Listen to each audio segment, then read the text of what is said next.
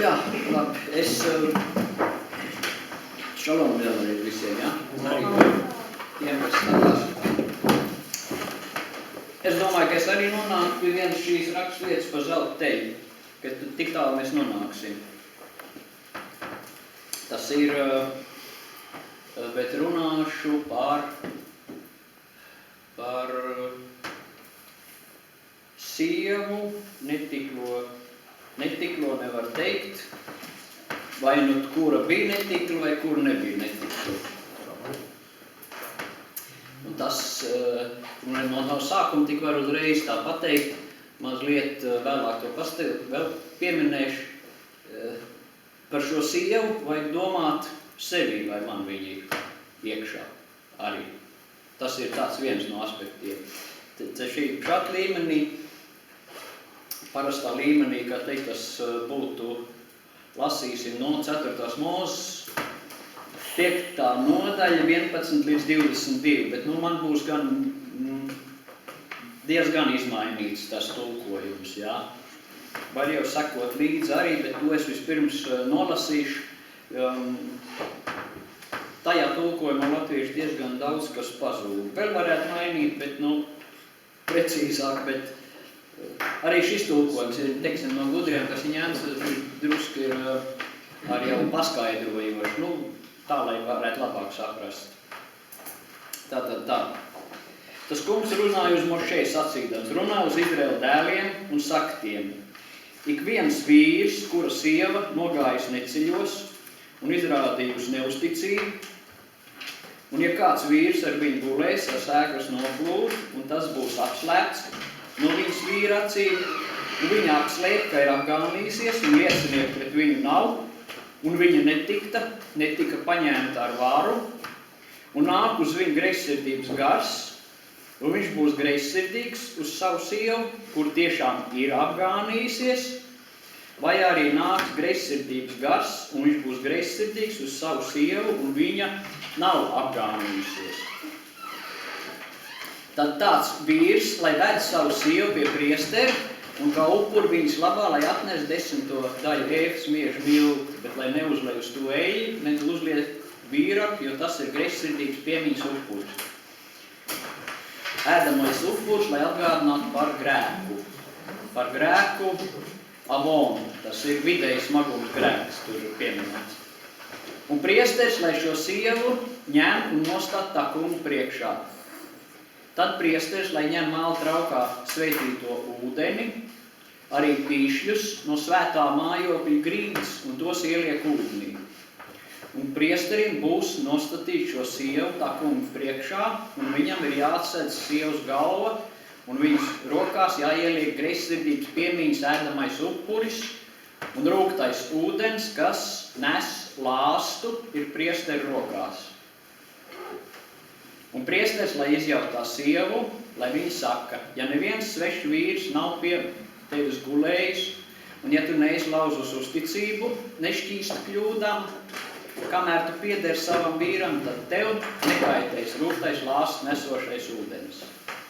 Bet ja tu tomēr savam vīram piederēdam esi uzticību lauzus, es pat apgānīsies un vēl cits vīrs pie tevis ir gulējis ar sēklas noplūdi, tad priesteris ar lāsta vārdiem, lai apdraud sievu un lai viņai saka, lai tā kungs sūtīts lāsts nāk pār tevi un tevi padara nolādētu savas tautas vidū, ka tas kungs liek izdilt tavām ciskām un lai tavs klēps uztūkst.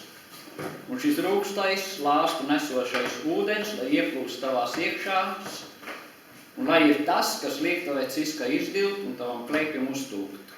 Un tai sievai būs sacīt, jā, lai tas tā notiek, amen. Tāds garāks teksts, vēl mazlietiņ tas gan blakstējiem, bet pieminēt to tomēr šī raksts vietā vajag. Tas 18. pantā rabīni to min, un priesteriem būs nostādīt šo sievu tā kungu priekšā, viņam jāatsedz sievas galvu. Nozīmē, ka sievai galva ir apsekta. Ka sievai jābūt galvai apsektai,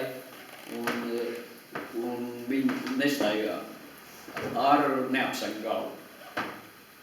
Tātad tāds. Bet tagad ar pie šī pie šīs greizsirdības ūdens dzeršanas, ja tā lāst izsaucošo ūdeni. Situācija skaidri, varētu saprast, ja sieva vainīga, bet ja ir nevainīga, kā tad ir? Vai tad nav zinām gadījumi, ka tāpatās nāk šis greizsirdības gars, nezinu no kā, nezinu no kurienes. Un šī pārbauda var darboties tikai tad, ja pats vīrs arī ir tīrs. Un vēl darbosies arī tikai tad, ja lielākā daļa sabiedrības ir tīra. Ja tas nav, viņa nedarbosies. Kā tas arī pēc tam, vēlāk tas arī vairāk nedarbojās. Un to pat Dieva vārdā, Dieva vārds apstiprina Hozejs 4.14 ir rakstīts: Es nesodīšu jūsu meitas, kad tās nodosies netiklībai. Un jūsu vedeklis, kad tās pārkāps laulību, jo viņi paši saietas ar netikliem un nes ziedojumus kopā ar tempļu prieku meitām. Bet neprātīgā tauta ies postā. Tagad šeit viss arī ir skaidri pateikts. Ja nav, vēl daži argumenti. No sākuma kādreiz šito skatoties uz visiem šīm rakstvietām likās ļoti tā, kā? Ja tā sieva nav vainīga. Un es zinu, kurš ir vīrs, nezinu, kuram ir, bet man arī ir bijis, neteikšu liels, bet greizsirdības gars nav bijis, bet tas mums ir bijis, jā. Bet es zinu arī cits, kas ir pat izsekojuši savus sievas, un pēc tam nekādu iemeslu nav redzējuši un nav atraduši, un pat tiešām nav bijis, jā. Bet, tā viņš nav tātad.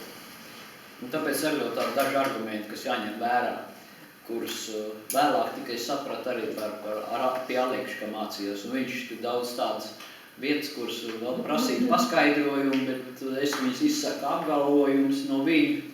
Es tagad mācu zināt arī paskaidrot, ja? Pārbaudīt tiek abi. Tas ir viens no svarīgākiem momentiem. Vēl jo sieva var arī atteikties dzert šo ūdeni. Ja viņi atsakās, tad laulība automātiski tiek šķirta. Un viņi nekad vairs nevar iziet pie vīra. Ja viņi atsakās, tad tas nebūtu nenozīmē, ka viņi ir vainīgi. Viņi vienkārši nevēlas pasacīt, ka vēlas tās. Nevēlas dzīvot ar greizsirdīgu vīru un visu. Ja viņi vēlas dzīvot ar vīru un vēlas saglabāt šo laulības dzīvi, tad viņa dzer šo ūdeni un viss šaubas izzūd. Viss, kas traucēja, pazūd, un laulātais pāris paceļas ļoti augstā līmenī. Un kādēļ ūdeni dzer tieši sieva, ja pārbauda visai ģimenei? Tā vēl ir arī pārbaude tam, vai Dievs mums ir savienojis. Patiešām. Vai mēs esam viens otra puse. Tā ir vairāk nekā greizsirdības pārbaude. Un arī šim vajag pie tā piedomāt mazliet vēlāk, kad es vēl te pateikšu, ja? Pie tā, kā tad vēl? Sieviete ir kā zeme, ja? Caur viņu nāk svētība, tādēļ arī ūdeni dzer sieva. Tā Aleks kādreiz skaidroja. Skatoties no metafizikas viedokļa, tad šis pāris kopā ir visa ģimene. Visa miesa dzer šo ūdeni. Visa miesa tiek pakļauta pārbaudē. Vīram arī var būt tās pašas problēmas. Vēl vairāk. Midrašā sacīts, ka sots, kuru saņem sieva, jebkurā gadījumā saņems arī vīrs. Ja viņai uztūks kleips un ciski izdils, tad tas pats notiek arī vīram. Tur gan es saprotu, ka ja viņi nav vainīgi, bet vīrs ir bijis vainīgs. Tur es tādu piebildu gan izsaku, ka es nevarētu būt, ja tikai sieva vainīga un vīrs nav vainīgs, tad viņam kaut kas notiktu. Un šī procedūra ir kā eksāmenis. Kā vienai vienotai miesai nostāties tā kunga priekšā. Tā kā redzēt, tas tā nav tik vienkārši.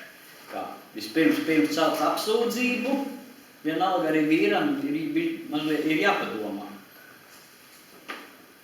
Vai viņš ir tīrs no grēka, un tikai tad jāpieņem lēmumu. Un te ir 4. Mūzes 5.31. šeit gan ir latviešu valodā arī nepareizi tas tulkojums. Tas to uzreiz var pateikt. Ebreji tulko tā. Un tad, ja vīrs būs tīrs no vainas, tad sieva nesīs savu vainu. Tas ir ļoti precīzi pateikts. Tikai, ja vīrs ir bez vainas, vai tikai tas attiecas uz laulības pārkāpšanu, to arī tā, to es nemāku pateikt, jā. Jo, ja šo teica, kas pārkāps vienu bausli, tas pārkāps visu. Nu, tad to atkal tāds jautājums. Un ja šādu pārbaudu veikt un sieva iznāk taisni, tad vīrs pēc tam vairs nevar šķirties no sievas, jo viņi tomēr ir piedzīvojuši šo pazemojušo procedūru, vest pie priestera un tā tālāk. Pēc šādas pārbaudas, kad tā izturēt, var secināt, Dievs uzlicis zīmogu un apstiprinājis. Tas ir viens vesels. Un tur arī vēlāk ir teikts, viņi pēc tam, ja bija neauglīgi vai kaut kas pēc tam, viņi tur taps grūt un dzemdēs dēlu. Arī tas to tai tekstā vēl tālāk varam izrakstīt. Ja sieva vīram pēc tam visu mūžu pārmetīs, vai kā krievu valodā teikt, buļet piļiķ, ja?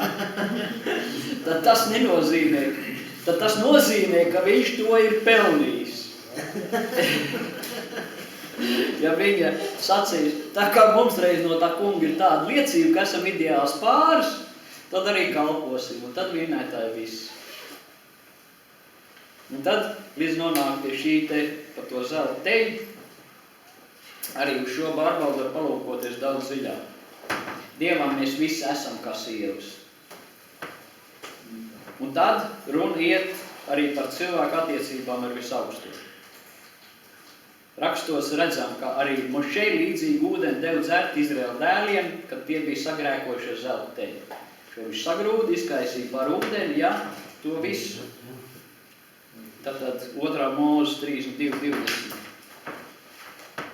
Un viņš ņēma teļu, kur tie bija taisījuši, sadedzināja to ugunī un sagrūda to smalkos putekļos un izkaisīja tos par ūdens virsu un to deva dzert Izraēla bērniem. Izraēla dēliem būtu pareizāk sakot. Atbildīgi dēli. Un tur notika līdzīgi pārbauda. Mošei lūdz par tautu, lai apžēlojas, bet piedod viņiem viņu grēkus. Un ja ne, tad izdzies manis no savas grāmatas, ka tu esi solījis, ar ko tu esi rakstījis. Un tas kungs sacīja uz Mošei, ik katru, kas pret mani ir apgrēkojies, es izdzēsīšu no savas grāmatas. Tā kā tur viss arī tieši tāda paša pārbauda bija. Un gadījumā šeit ar šo sievu, vēl vajag mazliet to no jaunās derības. Par laulības pārkāpšanu domāt ne tik vien fiziskā sēka. Tas ir arī, bet arī garīgā. Tur tāds interesants, Aleks, tādu piemēru saka, teiksim tā, visu laiku nāca draudzē un sāka iet pie krišnītiem un saka, ka zivi neēdīšu, jo tas bojā karmu. Tas nozīmē, ka pieņēmusi citu sēklu, citus vārdus un līdz ar to arī citu garu. Un saka, tas, ko jūs te mācat, ir muļķības. Es vīram to piedod, bet patiesībā Krišna ir visu radītājs. Tas ir cita sēkla pieņēma. Tas ir, var pilnīgi to salīdzināt ar 2. Korintiešiem 11:3-4. Bet es baidos, ka čūska, kas ar savu viltību piekrāp ievu, tāpat nesamaitā arī jūsu domas un nenovērš no vienkāršības un skaidrības, kas ir mašjāhā. Bet ja kāds nāk un sludina citu Ješua, ne to, ko mēs esam sludinājuši, ja jūs dabūjiet citu garu, ne to, ko jūs esat saņēmuši, citu evaņģēliju, ne to, ko esat pieņēmuši, tad jūs to labprāt ciešat. Un šitās te vēl tas jautājums, ko čūska izdarīja, kā te viņi piekrāpīja, vai tomēr sieva tu vainīgi? Tad padomāt uz sevi, kā uz sievu. Tur ir tāds 1. Mūzes 3:13. Čūska, kas ar savu viltību piekrāpa Ievu, ja? Tur bija rakstīts tajā 3.13. Čūska mani pievīra un es ēdu. Un vārdus čūska mani pievīra var izlasīt arī, citādi. Tur ir ivritā būtu jālas nahaš, anahaš išjānī veohei. Bet var izlasīt arī nahaš isjānī. Ja tur pat nav, tur tikai izrunas zīmes jāmaina, kā teikt, ja. Un tad tas nozīmē ņēma mani par sievu. Šī čūska, kam ir cita garīgā sēkļa, viņa ņēma par sievu. Tātad sieva stājās attiecībās ar čūsku, garīgās attiecībās, un tā jau ir cita sēkļa. Vai tas notika piespiesti? Neizskatās, ka tur būtu piespiesti. Pierunāja, redz, kur smuka, redz, kur labi. Bišķīt pieskāries, jā. Nekas nenotiek tev, redz, ēd. Un tā, uzņemot citus vārdus, uzņem citu vārdu un pārkāp laulību. Tā kā, tas tā īsi viss, man jau ir vairāk, ja, bet, kas ir vairāk, var arī internetā var izlasīt tos komentārus vēl tālāk, vai arī paklausīties to šabatā, ko es runāju, ja. Tur ir garāks viss šis te. Un tajā, kad tomēr, par to garīgo barību tieši arī padomāt, vēl viena rakstvieta, varbūt atgādināšu to, kad no Jesais 4, 1-2, jā. Tanī dienā 7 sievas pieķersies vienam vīram un sacīs, mēs ēdīsim pašas savu maizi un ērpsimies pašas savās drēbēs. Tikai ļauj mums saukties tavā vārdā. Atņem mums mūs negoda. Tanī dienā tā kunga atvase, atkal viens no Mašjāhu vārdiem, Cemā, būs vēlams un slavējams, un zemes auglis par lepnumu un slavu izglābtajiem no Izrēla dēliem. Un tad šeit pārbaudīt sevi. Kādas sievas mēs esam, kādu maizi ēdam, vai arī sevi atrast to sievu. Un to vīru, abdivi, kāds cits komentē, kad abdivi ir tevī. Ir tā sieva un tas vīrs. Vīrs, var teikt, no Dievu dvaši, Dievu dvēseli, nefeš, tas ir nefeš, nešamā, jā, ko mēs jau tagad jau apmēram to vairāk saprotam. Ir tas nefeš, dzīvnieciskais, un ir nešamā, kas ir Dievu daļa. Un kur ir tā sieva? Tas, kas grib pārkāpt to laulību, vai grib, vai negrib. Salikt abas kopā, vai tā sieva ir gatava iet uz tādu pārbaudīt. Kur tas zelteiši vēl ir? Tas ir sagrūsts. Vai viņš nav ieraudzīts, vai varbūt viņš nemaz nav bijis, jā. Viss šās pārbaudas, domāju, arī ir tajā garīgā vietā, vai grib tikai to noziegumu, lai atņem, kā ir tās līdzībās, var teikt, tās 7 sievas ir no 7 dažādām ticībām, bet ir ieraudzījuši, ja, kad Dievs ir ar jums, kā saka 7. Un tad arī ir. Tas īsumā. Mēs tagad, pēc tā, ko mēs mācījāmies par šīm atmiņām sešām, ja, principā Toras mācība ir svarīga, visa mācība, ja, kas iet par katru šabatu tiek lasīts no Toras, ja. Bet mūsu otrdienu nodarbību pamat uzdevums ir iemācīties, ja, ieiet šajā garīgi, informatīvā, meditatīvā telpā. Ja. Tas ir bonemut, ja. Un ja jūs gribat, kā jau Oskars teica, ja, sekot šabat mācībām internetā, katru šabat, ja, Oskars šo māc vairāk, bet mēs nevaram divas mācības savienot kopā, jo Tora visai jāmācās, jāsakot visi, ja praviešos vēlāk rakstos, ja, bet lai dabot galvenais to, mūsu mērķi, ko mēs gribam tagad, ja? Es ļoti kompakti jums noformulēju katrā stundā, ko mēs apgūstam.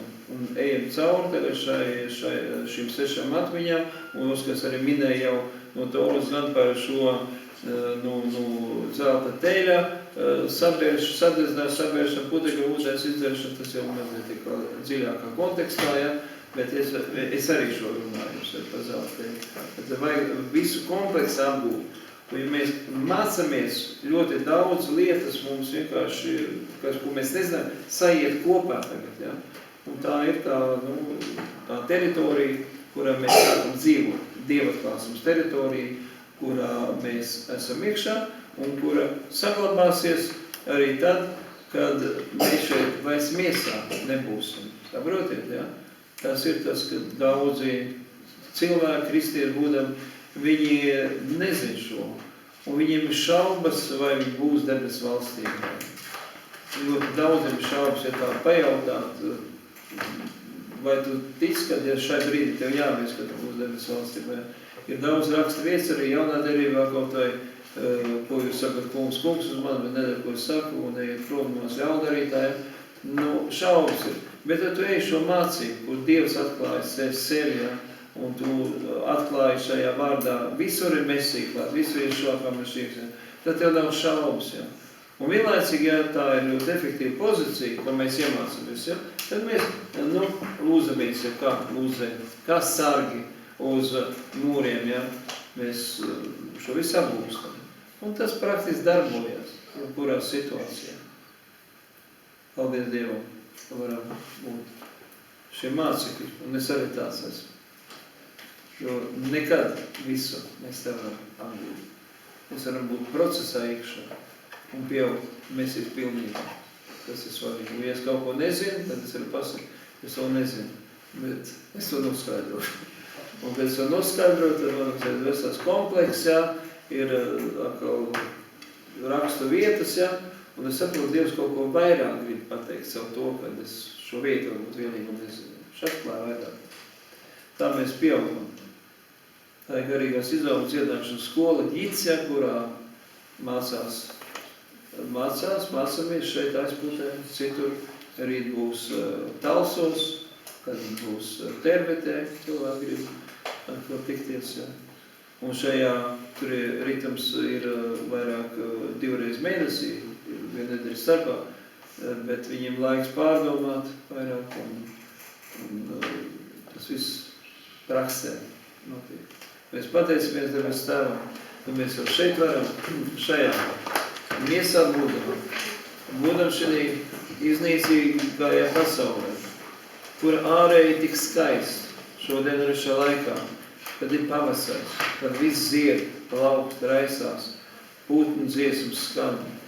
Un mēs šajā ārējā skaistumā būdam, varam meklēt un atrast to iekšējo skaistumu, to iekšējo pilnību, ko tu atklāji, ka mēs tevī pieaugam, iepazīstot Mesiju, viņa dziļumos. Mēs tev pateicamies, kungs, ka šī izaugšana iekš Mesijas paplašina mūsu garīgu apvārsni. Mēs varam redzēt vairāk. Un ja šo deva acu zāli, svaidīt acis, lai acis redz, un tad mēs varam runāt to, ko mēs redzam. Mēs runājam arī šodien uz situācijām, kuras mūsu dzīvē ir sarežģītas. Es arī runāju, un runāt arī. Tā saka tas kungs. Tā saka tas kungs. Runā uz klints. Klintīs saka, runā. Runā mūzu, runā šo vārdu. Un lai klints, kas liekas cieta klints, neizšķobam klints, ja, viens akmens gabals, ja, ka tas pašķirās, tas atverās vaļā, un no šīs klints izplūst ārā ūdens, dzīvais ūdens, no kā var dzert visi, kas pienāk pie tā klāt. Un tā arī mēs esam iekšā šajā procesā dzīvē, kurā ne viss mūs sapratīs un novērtēs, bet es lūdzu dod spēku saviem mācekļiem, dod spēku izturēt visus arī Amaleka uzbrukumus, un stiprini mūsu garīgās rokas, lai mūsu elpoņi balstās uz tiem akmeņiem vai uz tā akmens, kas Ješua kā stūrakmens. Un lai mums ir arī palīgi, un tie palīgi ir uzticami palīgi. Mēs lūdzamies, kungs, savieno kopā tos, kas ir uzticami tev kalpotāji. Es lūdzos par Aivaru, kungs, svētī viņu, atbrīvo, kungs, no visām šaubām, atbrīvo no tā, kas kavē, Ješua vārdā. Es lūdzos par Mariju, es aizlūdzu, kungs, tavā svētajā vārdā, lai viņas iekšējā dvēseles trauma tiek dziedināta, jo viņa zaudēs dēli. Es lūdzos, kungs un Dievs, dod viņai spēku šo pārvarēt, izturēt un jaunā kvalitāte kalpot cilvēkiem, kā atgriežos daudz pie tevis, kungs. To es lūdzamies Ješua vārdā.